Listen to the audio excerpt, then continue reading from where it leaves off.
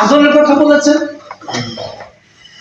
তারপরে ইনসাফের কথা বলেছেন, এবং বলেছেন যে নিজের আত্মীয় প্রতিবেশী নিকটজনকে কি করার জন্য বলছে, সহযোগিতা করতে।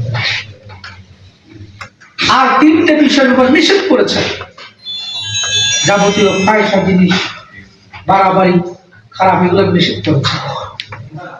প্রত্যেক জুমার নামাজের খুতবায় ইমাম সাহেব শেষ খুতবা কিন্তু এই কথাগুলি বলেন, যে দুর্ভাগ্য আমরা এটা বুঝি না।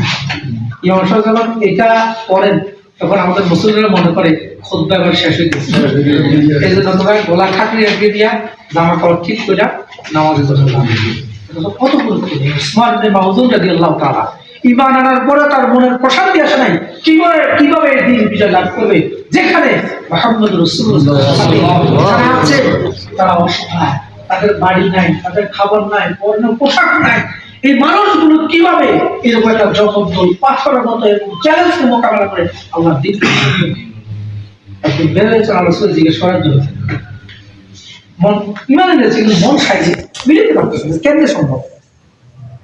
আমরা যেরকম বলতাম যে কেমনে এত রকম বিরাট একটা ষড়যন্ত্র আজকে আমাদের বিরুদ্ধে, ইসলামের বিরুদ্ধে, দেশের বিরুদ্ধে, এই ষড়যন্ত্র কিভাবে আমরা বলতে, অর্থাৎ এদের এই জমিন থেকে এরা কিভাবে যাবে, মানে হিসাব মিলত না। আমাদের তো জ্ঞান প্রজ্ঞা দিয়ে অত বেশি আছে না, কিন্তু হিসাব কার কাছে?